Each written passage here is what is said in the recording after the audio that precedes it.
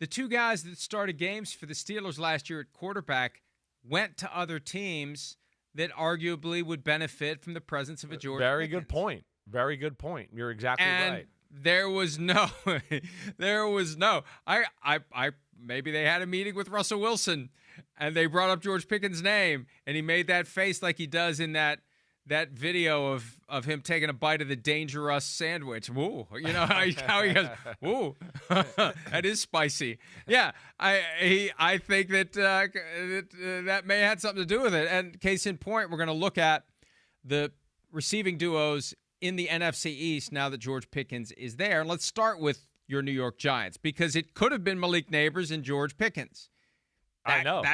That could be pretty potent. It sounds good. Good. But it also could sound, knowing Malik Nabers just a little from what we viewed in this year, it could also be a disaster. So I'm not sure we'd want it either as a Giant fan right now. We got enough stuff going on in our organization. So, George Pickens, fortunately, he wouldn't have wanted number 11, but he would have been calling up Y.A. Tittle's family asking for number 14. So you got Malik Nabers and Wan'Dale Robinson, and we're going to apply a grade to the duos in each of the four teams in the NFC East. What grade would you give to that 1-2 punch at the receiver position for the Giants? Well, it's a pretty good group here, and this is one that's a little bit like, Wan'Dale Robinson's not a household name in our country yet or anything like that. I think he's better than maybe a person that doesn't pay attention to the Giants realizes. If they watch the game, he'd go, "Oh, damn, this Wan'Dale Robinson's a pretty damn good player." But is he at the point of like some of the other guys we're going to talk about that are superstars that you have to double and make sure you give extra attention to and the whole offense is focused around them? No, he's not that kind of guy. Nabers is that guy, right? I mean, we know Nabers showed that he's got the ability to be a superstar. He has the ability to be maybe the best receiver in football here in the next 2 or 3 years. At least it's there. That potential's there. So for this group here, I'll give him a B minus. I'll give him a B minus, right? And I think there's untapped potential to where I wouldn't be shocked if we got here halfway through the year and we said, hey, that crew we said was a B minus with the Giants? They're actually a B plus or an A minus. Look at what Wan'Dale Robinson's doing, but that's a pretty solid 2, though. I do like them.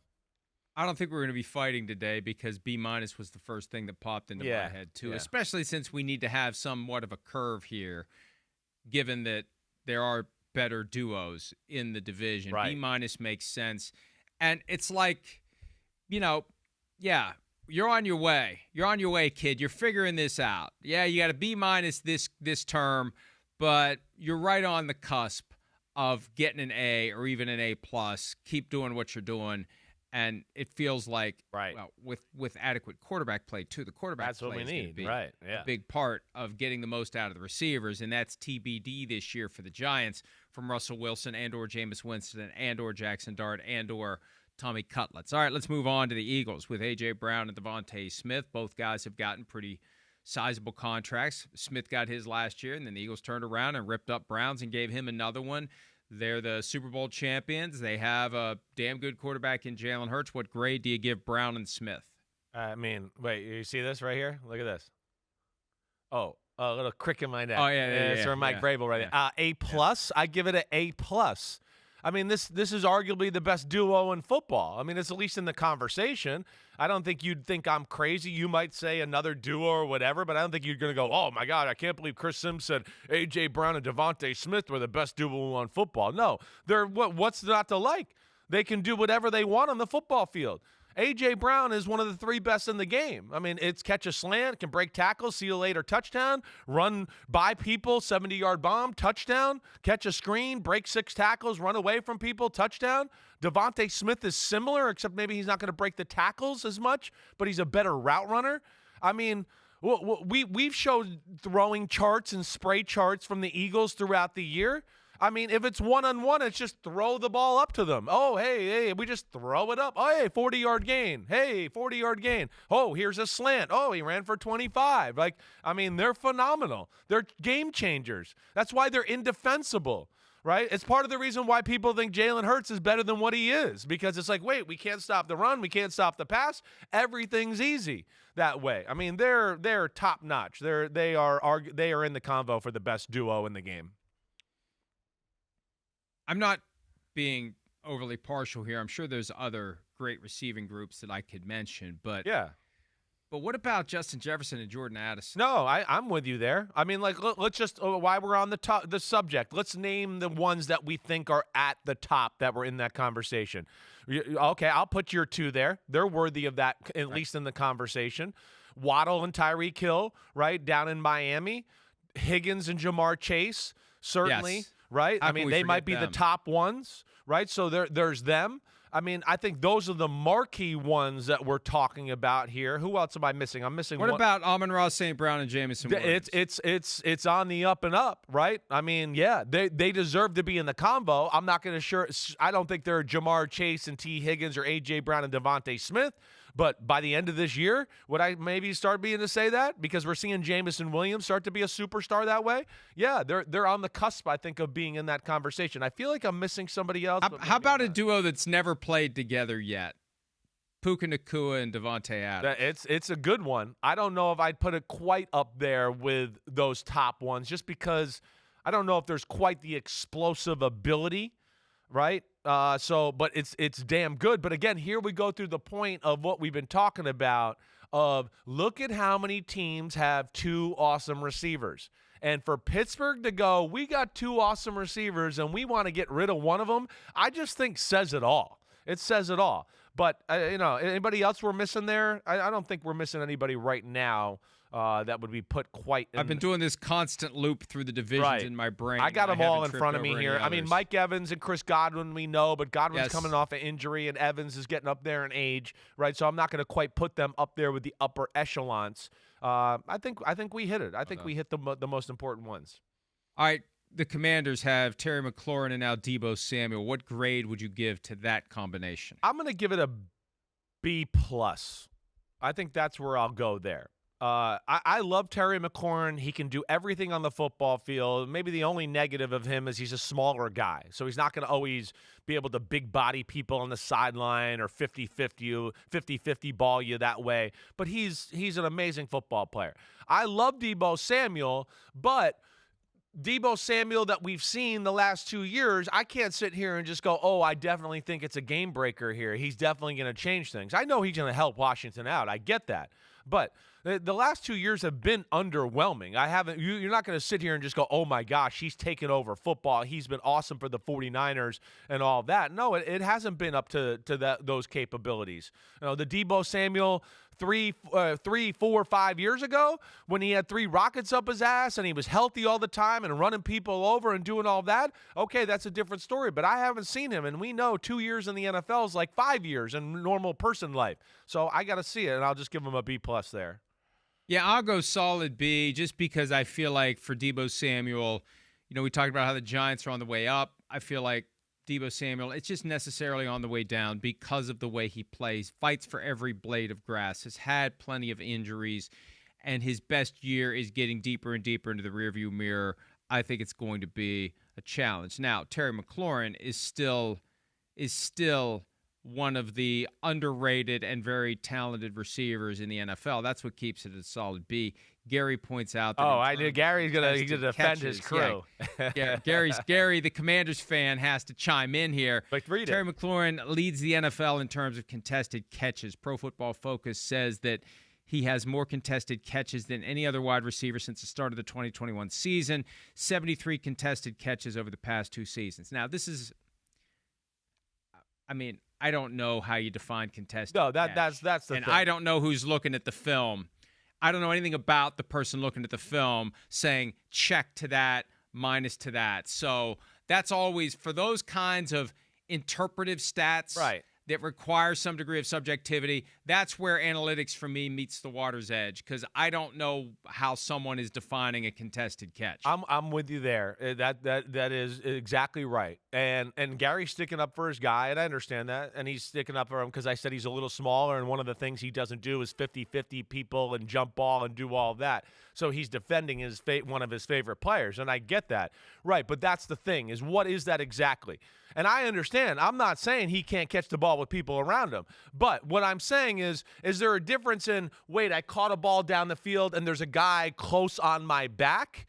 and I still make the catch, okay, contested catch. The guy tried to make a play at the ball. I'm defining more of like he goes up and just grabs it over somebody or reaches over somebody and do that. Or, just a big body that catches a back shoulder 20 yards down the field. That's more of what I'm talking about there. And I think Gary probably could speak to it and go, yeah, I don't know if I've seen Terry McLaurin jump over people and do all that type of contested catching when I watch Washington. Really awesome football player. I like that duo there. They got something working, right? But we need to see more from Deebo Samuel this year. It's a big year for him.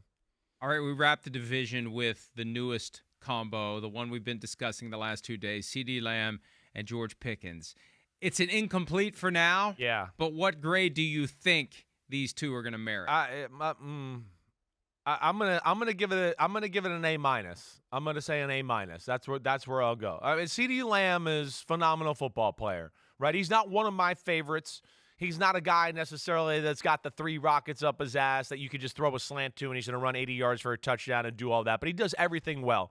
He is big. He does run well, and he does have good yards after the catch, even though it's not like totally crazy explosive. And we see George Pickens. It's a similar guy. That's what's cool about them. They got a similar body makeup, a similar style in which they run, and they're going to pose problems for people. But yeah, we need to see more from Pickens on a consistent basis too, and that's what we'll see here with the Cowboys and Dak Prescott distributing the ball to them.